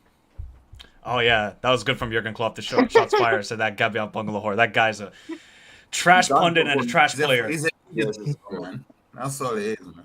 He's a fraud. Let me quickly get some Dude, comments. I love how Klopp was defending United more than United fans defend United right now. Let me quickly go, and then we'll just got some last questions that I've started just to ask the panel. Let's see. So if you look at Fred, this past season looks so much better because he's better higher up and pressed with knowledge that someone is covering at the back. That'd be interesting. So is Greenwood? No, we're not going to talk about that. Christian put there's a maybe I did it. Fair enough. Congo says Christian. I can see him. Oh, sorry, that's a conversation. Worldwide Reds shows us what's good, G in the gang. Hope you're doing well, Worldwide Reds. Subscribe to his channel. I don't think he's posted in a while actually. He's been busy with family stuff. He's a USA United fan, so check him out, guys. Get involved. Let's see. That's stuff that isn't talking about Greenwood. Arsenal for Life says, Gus, did you sign him? He'll be good for you. Thank you very much. Thank you very much, buddy. And then, yes, SMB says, damn, Liverpool need the Jude. Unfortunately, he might be going to Real Madrid now that Casemiro is gone, but we'll see what happens. We will see what happens. They got too much money. I mean, too many. Oh, Christian Monster says, Chainsaw, you ready for the anime show? Zeman's going to Chainsaw Man. Is that correct, Chainsaw? Yeah. It looks good. Yeah, we need to talk about Chainsaw Man on Red Marvel, actually. Let me quickly go just around the panel. There's a couple of questions before we round up. So the first one was from Kirikosu, who said, how many other positions do we in United need to strengthen before we can start challenging for domestic titles? Okay, I'm gonna left back, right back. We got a left back. We got a left back, man. See, we need a goalkeeper. We need a center back, right back, another midfielder, right wing, striker. So that's And I still said left back because you got to get Luke Shaw out. Honestly, like this guy's. But we got the kid in him, Malacia. Malacia, he's all right. No, I've seen him. He's all right, but Luke Shaw, I don't know how. Luke Shawarma is done, man. I still remember that Mourinho quote that it was his brain, Mourinho's brain, that why Luke Shaw was playing so good. Bro, Mourinho looks like a genius right now. Seriously, he said that his greatest achievement is finishing second with that squad. Well, guys, you gotta be careful because Ole did the same thing, man. What he's assembling at Roma, he could do something this season. You know, you gotta be careful with Uncle Mo. Yeah, bro, Roma's gonna finish top 4, bro. Yep, that's fine. Napoli's being slept on. Yeah, I've been saying Napoli's a good. Napoli look good. That Kavica guy. Oh my God, the Jorginho Messi. On our channel, we've been calling him. Maybe United should have signed him. Like on our channel, you guys should have actually signed him. We've been calling this guy's him a baller. The next Ballon d'Or winner. I've been telling What's him. Who is this? My cousin. Kivica Kvaratskhelia. Good luck. Bro, you might have to spell it in the chat. Watch this guy play. Watch him on YouTube. This guy's the real deal. Wait, who is this? You think it's a meme, but you the watch Napoli winger from I posted on the private chat. He played for Ruben Kazan in Russia. Yeah, Ruben Kazan. Yep. Yeah, he played in Kazan. He absolutely tore apart the Spanish national team when Georgia played against them. Yeah, and Antonio, you know what the thing is with him, right? Is the fact that after the conflict, he became a free agent, and he instead of like going anywhere else, he went back to Georgia. Yeah, so he actually downgraded from Russia back to his home country, and he's still playing that well. You know, it's crazy. Debut. Ardias, did you talk about how Maguire might go to Chelsea? We had a brief allude to that. And I think when I looked at sort of the tour, it looks like there was an inquiry because something about him potentially being dropped against Liverpool. Yeah, I can see that happening. Whether that happens and whether, because I think United, because of the whole right winger thing, I suspect it will hinge on whether United are going to go full out for this bid for Anthony. If they get Anthony, then there's not going to be no Pulisic deal. 100 million RDS for Anthony. Yo, RDS, can we talk? Bro, before I confirm 100 million. No, guys. Hey, Michael, is that an Anthony kit right now that you're wearing? No, it's not. Yo, isn't that the Bob Marley? Yeah, it is kit? the third kit. Yep. Yo, the new away kit this season is lit as well. Oh my gosh, Fab just tweeted tweeted that Milan are going to get Japhet Tanganga. You got to be kidding me. Oh. Yo, RDS. Can I just talk about this Anthony situation and what the fuck is going on at my club over the last three days? Yeah. And I'm like, guys, let's get our fucking tinfoil hat on. Let's get into language. some conspiracies. It'll trigger the Ah, YouTube yeah, algorithm, but go on. It's after hours, man. It's after hours. But anyways, Okay. Go on. It's past midnight. So a couple of days ago, these guys were saying that okay, let's deal with the facts. So United towards the end of last season had to take out a loan to pay some general bills and stuff like that, which obviously tells you that the cash flow position is not very good. And then you had Gary Neville a couple of weeks ago saying that the club only has like £40 million in terms of cash, which obviously made sense because at that same time they wanted to get players like Arnautovic and what's the other guy's name? Rabiot. Big up to Veronique Rabiot, man. He just Mama's boy. I will say, going from Rabiot to Casemiro is like upgrade. Congratulations, guys. Upgrade. So when they were moving like that, and obviously Dillian and Darling about the De Jong and making signings, just saying, oh, we need to wait for this before we make sign. You kind of got the hint that the club didn't really have the revenues and the finances available. It almost seemed as if like the Glazers had kind of like, used the well and there was little water left, which makes sense because we had COVID and then they gave Leicester £80 million cash for Harry Maguire. But then all of a sudden, this news comes out that, Sir Jim Ratcliffe and Elon Musk and everybody else wants to buy Manchester United. And within a day, they're going to pay £70 million for Casemiro. They're bidding £100 million for what's his name, Anthony. And there were talks before that they want to, get some money so that they can fund for Old Trafford. And all of a sudden, they're saying that we can get 3 more players after we get Casemiro. Where is this money coming from? Like guys, let's get into conspiracy mode. You're basically saying what I said at the start, but go on. But like, do you think this is a ploy that either one, they're trying to, by buying the players like Casemiro and all these other guys, it increase the value of the club so that when they do sell it, they make good profit from it, even though they're already making profit because they didn't put any money into it? Or do you think they're loading more debt onto the club so that it makes it harder for new, buyers to buy it? So that way, then. Wait, can I respond to this? Guys, let's get into our tinfoil hats. Can I respond to this actually? Go on, Mr. United. Yeah, so basically, like there's been talk from like super agents that United's going to be sold within the next 24 months. Like if they get an offer before that, then good. But they're preparing to sell the club in the next 24 months. So what I'm thinking is they're just trying to increase, because they said that the total valuation is going to be around 6 billion. So what they're going to do is they're going to try to get more signings and do well on the pitch so that the valuation increases. So that, they can get more money basically. So where's this money coming from? Where? They always have money. United always the money is always there. Even where, bro? They have to take a loan to pay bills out. No. Even the CEO said that they have 200 million pounds. Like when he was talking the bar. So like they've always had money. They were just reluctant to spend it. Why are you trying to get Arnautovic, sell James Garner, and get Rabiot? Like, bro, why when you've got 200 million pounds already stacked there? Nah, come on. Yeah, no, because guys, it's the protests. Yeah, it's the protests. Because they didn't. The only reason they pulled out of the Arnautovic deal was because of the fans. But like going ahead with Rabiot, they pulled out of the Arnautovic deal, or else he was actually going to sign for United. Like, check the reports. It's because of fan pressure that they're spending this much amount of money, or else they would have actually signed Rabiot and Arnautovic. I hope you're right, man, but I can't wait 24 months for this club to get sold. I really It's a long time in the championship, I will say. Bro, I'm not in a mood for that, bro. Are guys thinking Maguire starts the Liverpool game? I hope not. No. Moran said he's not going to start. Oh my goodness. The only person I know that's not starting in that game is Darwin Núñez. That's the only player who's not starting. That's what makes it worse for Maguire, though. If Darwin Núñez isn't starting, there's going to be Jota or Luis Diaz. Yeah. Just imagine him trying to deal with them. Oh, he is? Yeah, he's injured, yeah. Firmino.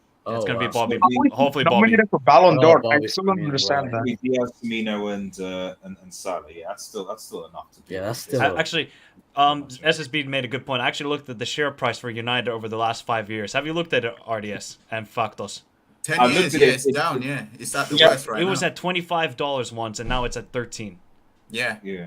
yeah. Yeah, but if you Crazy. look at the last day, ever since this guy said he's gonna like buy some shares, it's actually gone up by like 12 or 13% in the last day. But you talk about like buying all these players to obviously the banking on the club improving performances so that the share price can go up. But like my fear with that is one, you putting on more debt onto the club, yeah. And secondly, we know that if the team starts performing well, the fans are fickle.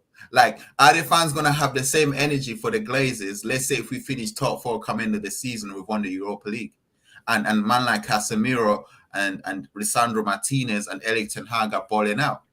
You get what I'm trying to say? Like the mood might change. That's why I would rather like they did do nothing. The reason they're not going to change is because they know that they've milked as much money as they can from this club. Like if you like, as Michael said before, like if you look at the share prices, it's actually gone down from when United went public. So they know that they've milked as much money they can from the club. So there's no more they can make. So that's why they're selling right now. Like it doesn't matter if the public opinion goes up, because as soon as they stop giving a shit about United again, fans are gonna start protesting. It's gonna go down again. So they know they've taken as much money as they can. So that's why I think they're selling right now, or in the next 24 months. Hope you're right, bro. I can't believe there's Manchester United versus Liverpool Monday. It doesn't even feel like it, to be honest. Yeah. Both clubs are not. Yo, if you man don't win, if we win, we go from 20th to like 8th or 9th above you. relegation battle fight. It's a relegation. It's a 6-pointer. Are you guys gonna have a party if that happens on the channel? They're gonna have a parade. Man. They're gonna have a parade. There's no way that United From protest to parade there's outside of Old Trafford. There's no way Liverpool are losing to this United side. It's as simple as that. In the Glazers we trust, if that happens. You know. Nah, Michael, for real though. I need you guys to pipe this. I need you guys to get What will be happening is that I think that it will be the wake. If Liverpool lose to United, it'll be a massive wake up call to Liverpool, because then you're like, right, the title. Forget about the title. Even think about top 4. Could Liverpool actually even get top 4? If you're losing to a United with, can you imagine that Liverpool fans having a meltdown? Yeah, get us signings and all this. There's gonna be like, bro, if we win, I can't wait to see Kopish. There's gonna be a 5-hour therapy session on Kopish. Bro, I can't wait for Drifty, bro. Shout out Drifty, man. Oh man. Let me just put last question. I'll bring this in. Last question, guys, and then we'll bounce. What formation? Also, not that actually. Sorry, this one. Sorry. So, do you guys think this could be a way of saying to CR7 to stay, i.e., Rotgarden and Casemiro, almost a CR7 buy? What influence does it have on the CR7 staying? Because obviously Ronaldo will be happy with this type of move, but is this something to appease him? What do people think? Most likely, yeah. It is. I think they're like really good friends, anyways, Casemiro and Ronaldo. So they're just trying to get the Real Madrid triplets there, with Varane, Casemiro, and Ronaldo. They're trying to get that. Yeah, Varane literally posted on his Instagram saying, "Oh, welcome back." Yeah. See, look, they're trying to do everything to keep Ronaldo. They really are, but I still feel like he's gonna go. I just don't know where he's gonna go though. Yeah, that's the thing. Fair, I want him to go. I want him to go, man. I want him to go. Like, hey, but by the way, Factos, is Martial starting on Monday? I don't know. He's been training. He's been training. Okay. I think Ronaldo will start though. Yeah. But I want him to go, bro. Like, I feel like if we're gonna have a real conversation about this, the real downfall of United. Yeah, bro. Sorry, but low key, if we lose, there's gonna be a fucking meltdown on the stadium on Monday. That's why I need it, because then we can, accelerate the process of getting them out. This is so sad, man. We're actually hoping for Liverpool to win at Old Trafford. It doesn't have to be. It needs to be at least a 3-0. Like, it needs to be a humiliation. You know what I mean? And required to Chelsea. Let's go. We have a 20. with a 20% sell-on clause. So wait. So if Maguire is because that's bullshit. That's bullshit. Wow. No, that's so bullshit. basically if Maguire goes to Chelsea, Leicester. So Leicester could basically have made because we paid 80 million for him. Let's see even if he goes for I don't know 40 or something. They'll still get like 10 million. Leicester literally have made 100 million pounds on this guy if they sell him to Chelsea. And they're going to sell Fofana for almost 80 million. Jeez, Michael, it's got to the point where we actually will pay a transfer fee to Chelsea to take Maguire. The funny part about the Maguire thing is that after selling him, they built a training ground cheaper than it cost for Man United to buy Maguire. Nah, man. The worst transfer business or the most embarrassing I've seen was Coutinho and Liverpool and Barca. Do you know that Barca had a clause in there saying that if Coutinho wins the Champions League, they have to pay him like 14 million pounds or something. So Coutinho wins the Champions League with Bayern. I heard that Barcelona still haven't paid Liverpool the Coutinho money. You don't finesse them, man. I have no clue, to be honest. Who knows with Barcelona nowadays, bro? Now still owed money. And Maybe they need KC to buy more grass. Yeah, RDS, man, I lost my shit when I watched that on replay. I'm not gonna lie. I had to say it because I was like, because in my mind I was like, how much? Like, she said he bought. I was like, oh, how much did you spend to get the grass? And when he's like 200 euros, I was like, are you kidding me? Yo, that's going straight into the Bernardo Silva transfer. Jeez, man. I was like, I was like, as bad as the Glazers are, I don't think they're that bad that, like, if I go into United Stadium, I'm going to see, like, grass from the 98-99 season.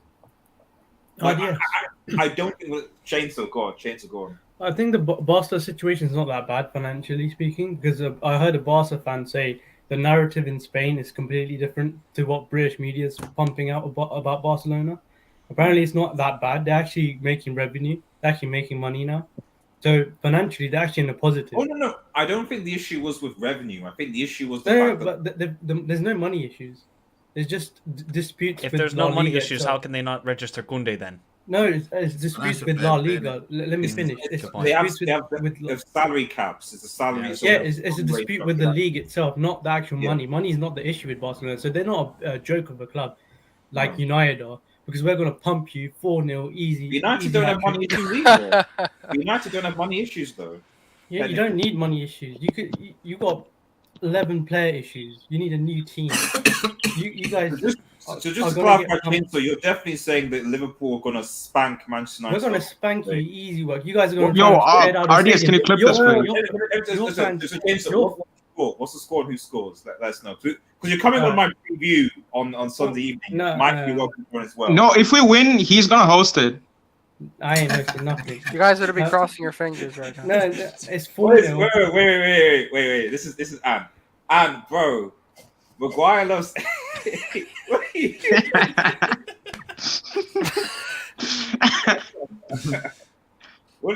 Maguire jersey too.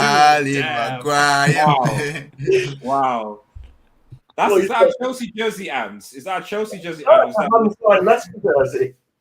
So you got a Leicester jersey of Maguire on the back of it, bro. Man, I love Harry Maguire. He built us a new training ground, and I was solid for 2 years. You lot should get a statue of him, man. He's done a lot for your club. Name the training ground after him, man. Harry Maguire training ground. Yeah, Harry Maguire. Yo, they'll build a women's training ground with the Fofana money. Just tell me, like, how much are Leicester going to sell for Fofana for to Chelsea, man? How much is that? Is he because he's giving you guys jib or like? You're not telling. You're gone. He is, but like Mahrez gave us jib, it didn't make a difference. Like we sell our players for our valuation, and I think our valuation for him is 85 million. Crazy. What? That's crazy, bro. 85 for Fofana. Wait, Fofana's 21 years old, right? And you man are saying 70 is too much for Casemiro. Fast speak, man. If Chelsea pay 85 for Fofana, I don't think anyone can say anything about the Casemiro deal. What's that? Cuckoo dude? What's his name? Cucurella. Yeah, 65 M's. 65 M's. I saw something mad earlier that like 3 out of the most expensive defenders in world football will have come from Leicester if Fofana gets sold. Ben Chilwell, Harry Maguire, and Fofana. 3 or 5 from Leicester. Oh my goodness. Bro, do you know it's crazy? Chelsea have spent. You've not signed anyone. You know, Chelsea have spent more than 100 M's on their left back. That's mad, isn't it? Yeah, that's crazy. I'm telling you, Chelsea are going to spend 300 million this transfer window, and nobody's going to talk about it. Are they still getting De Jong? No. They're trying to go for. Yo, guys, how do you feel about Tuchel? I still don't rate the guy because I still don't think he's like a good enough manager. Because I've seen him play, like his attacking foot. It's so defensive, bro. It's so boring to watch. I don't know do you guys rate Tuchel as a coach? They played good football over the weekend against Tottenham. They should have won that game easily. Had they had attackers who scored, they would have won 4-0. And the referee. Yeah, but I saw the Everton game, man, and it's still the same horrendous football still. I think they'll struggle against the press. Where I'm looking at, they'll probably struggle against a pressing team. So I don't think the midfield is particularly good now. So, but we'll see. And just quick thoughts on this Casemiro deal. Like, what do you think about it? Was this a good signing? Do you or are you more interested in like Maguire re-signing Maguire? Which one is it? Well, I just find the Maguire one jokes, if I'll be honest. But like the Casemiro one, it stinks of desperation, if I'm honest. For all of a sudden, Glazers out starts going more and more over the last week or so.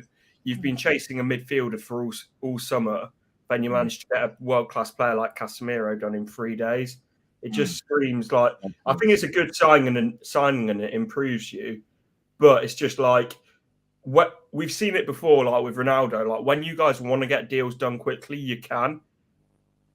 I think it's almost like almost a shut up sort of signing to try and keep your fans quiet. But I hope you don't. I hope you keep going with all the Glazers stuff because they've done this so many times. And even someone who don't really follow United, I've noticed it. But you build some noise up in terms of Glazers out. Oh, we'll sign Di Maria. Oh, we'll sign Schweinsteiger. It's almost too. And obviously people saw at the start of the stream, I was very skeptical because it's almost too predictable now. Where there's momentum. Even last season when there were protests before at Old Trafford to the point they had to cancel Liverpool game. And I think maybe that's the thing because maybe the Glazers saw it because people remember when we had to rearrange because the protests were quite extensive. And a part of me, the cynic in me says that they know that there's probably going to be a substantial protest going to the Liverpool game at Old Trafford. This is one of the most, whatever you say about United's status right now, the United-Liverpool game is one of the most viewed games in Premier League football just around the world globally. So to cancel that, to harm that, is going to cause a significant harm to, sponsors, revenues, all the rest of it. Whoever it's Sky United, going to take a big blow from it. So it's a bit too much of a coincidence that you're like, right, we're going to announce Casemiro a couple of days before the United-Liverpool game. So any sort of momentum that might have gone for the protest that will be going on Monday is not completely destroyed, but certainly distracted, so that game could potentially go on as scheduled. Unlike last season, it's just too much of a coincidence, in my opinion. Yeah, can I add something as well? But I think that the fact that you've gone from Rabiot to De Jong to Casemiro, it just seems like it's sort of anything at this point, just to sort of bring anything through. The fact that you put a bid in for Arnautovic as well is an absolute joke. Take away his personal issues and all of that, but just him on a pure footballing sense is absolutely ridiculous. Well, we're hearing about apparently people saying Vardy on loan to United. Is that something that's Mate, we got 80 million for a bang average centre back. How much do you reckon we're going to get for our greatest ever player? We don't need that. You know his wife is going to be leaking everything to the press. He needs money. He's got a lot of legal fees to be paid. That's true. That's true, bro. That's true. We'll give it. Wayne Rooney's son still plays at United, man. We can't have that, man. Bro, the happiest I'm going to be is when he's at Greece, ready for trial, because I know he's not going to be playing for us then. Jeez. Right. So just a few comments, and then we will Wait, round up. RDS, can I just give one point? Yeah, I don't go know. on, Have go you on. talked about this with Casemiro? I think it's a great signing by you guys, by the way. I think it's what you need. You haven't had a real CDM since, That's true. I don't know when. Matic. Yeah, I guess Carrick. Matic, yeah. Carrick, Carrick, yeah. basically, the Because I don't 20. count Fellaini, I don't count Herrera, I don't count Yeah. these bums that you've had for the last couple of seasons. The only, I guess Matic is a CDM. So, but Yeah, not, and he was, but it wasn't like, was he in his prime when he went to Manchester United? Kind of, but he was at the later stage in a way. Yeah, yeah. The only skeptical thing I have about this transfer is just his motivation. Really, is he just there for a payday and that's it? And we have seen that before with South American players going to United, Falcao, Di Maria, Alexis Sanchez. So that's the only He's worry. remember the South American. You know, Brazilians after 30, man. Why did Yeah, you- exactly. So Anderson. that's Anderson as well. Ooh. man. So you don't have a. Yo, Casemiro is gonna be fat a year from now, man. He's gonna have a belly.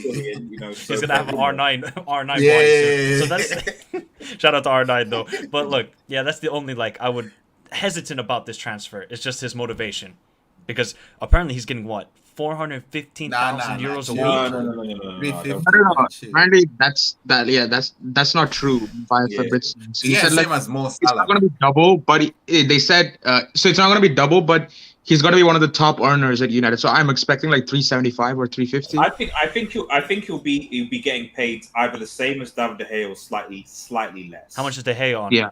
De Gea's on about 375. 350. Yeah. And Sancho's on that as well, right? Yeah, I think so. even Varane. Yeah. Varane is Man, man, on- are getting paid at United, you know, man. if you wanna get how much is Maguire? Maguire's on I think 200 Yeah, something exactly. like that.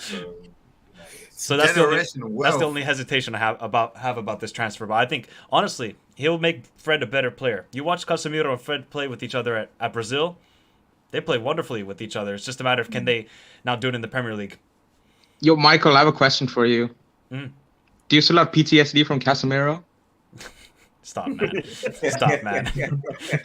I still have PTSD from Ramos, man. That guy's still a bum to me. Nasty saying Leicester finessing the league. My God, they are. They're the biggest club finesses right now. They are. Guys, it's been great. Thanks to everyone who's come on, man. Really appreciate it. If you are new to channel, remember to like, subscribe to Reddit. But there are quite a few guys actually. They've got fan channels here. So, Ants, can you shout out your channel? Where can they find you, buddy? Ants Leicester fan channel, home and away match day vlogs with Leicester, and just generally having a good time at the moment. Like Leicester might be crap, but at least I can enjoy. At least I can laugh at it. Who are you guys playing this weekend? Southampton. Oh, Shout out to Let's hope for another 9-0. Another 9-0. yep. Yo, Leicester, shout out to Oldby, man. I used to live there, innit? Oh yeah, nice area. Leicester, bro. They should definitely win it. Michael, bro, shout out your channel, man. Yeah, you can find me on Michael Talks Football. I just did a stream about the financial status with all these clubs. I mean, the amount of money the Premier League clubs are spending is just absurd. And Sassuolo have 108. No, sorry, Atalanta had 108 arrivals this season in players. 108 How? because of all the loanees they have. Don't they have a squad limit though? I don't know in Italy, but that's 108 arrivals for Atalanta. So I don't know what's going on there. Nah, Antonio, does that sound right to you, bro? Like, Ridiculous. I saw on Transfer Market that I think that is correct. Yeah, I mean I don't think there's a limit, but obviously they're gonna reloan these players out. Yeah. So god damn. Antonio from Rossoneri team. Shout out to Rossoneri, buddy. yes, I'm on Rossoneri TV. We love talking about Milan and the Serie A, and also we host a lot of open lives for people to come on. Hey, RDS, you should come on sometime because we were having a good Milan discussion today, and you know we had to cut that short. We had to cut that short. Yeah, I know. But listen, I'll back my club any day. Fair chief. And then shouts obviously to Chainsaw. Obviously, Chainsaw, shout out your channel, buddy. Can I say something else? Can I Go host after we thrash you? Because I want to host on back to us there. I need Eddie football waffles. I need. I'll be at the United protest, man. I'll be at What's the thrashing? What's the thrashing? What you haven't given me. Don't worry about the scoreline. Just worry about me hosting. So what happens if somehow by some miracle United are you gonna? You need, I'll be off the grid. Fred is lobbing Harrison I'll again. you need to come on camera. You need to come on camera, and then we have to have a conversation. That's what needs to happen. No, Chainsaw. I'll disappear off the grid. Yo, Michael doesn't want to hear it. Chainsaw, are you on social media? Yes, What's your handle? it's the same name. Oh, just same name. Okay. Right. And Mr. United man, Hussein, where can they find you guys on Twitter? Oh, I'm not on YouTube or Twitter, but I'm on like Instagram. Okay. Or any of the other platforms. But yeah, I don't have a YouTube channel. Okay. Yeah, okay. I don't really use Twitter. Like, I only use it for personal stuff. But yeah, no. In general, though, thanks for having me, RDS. But I will say one thing before I go. Shout out to my home country, Austria. Alaba's the best defender. Limer and Sabitzer is the best midfielder. And shout out to Arnautovic or Kalajic, whichever one goes to Man United. Don't worry, guys. You'll enjoy them. So. Fair enough. None of them will, but fair enough. Fair enough. I just hope, just for myself. But hey, man, I don't think you'd get wrong with like a Kalajic. So yeah, good luck with Rangnick, man. That bomb manager, man. he's doing okay. He's doing okay. Nothing too crazy, but he's working with fucking two makers, isn't it, and bricklayers, man. When you give him like proper professional ballers, you don't know what the hell to do. Man, put respect on Austria's team. On paper, literally the worst manager in the history of Manchester United. Relax, relax. No, he is though. Look at his win percentage, man. Relax. The man was trash. We'll talk about it later. Have a nice day, everyone. Thanks everyone in the chat. Really appreciate it. Remember to like the video and subscribe to it if you're new. Have a nice day, everyone, and cheers. Right. See you guys later, guys. And Anne, thank you for your cameo, man. Really appreciate it. No worries. Cheers. As well, man. I mean, if you're ever doing a post live, send me an invite, and it'd be good to come on. And I'll definitely have you over for the Leicester. I don't know when we're playing Leicester actually next. It must be in a couple of weeks. It's not far. Not far. Not far. Yeah. So we'll definitely do a joint match preview together. It'd be good. No, that sounds good, mate. Sounds good. Cool. Go. Take care, Antonio. See you later. Peace, guys. See you guys.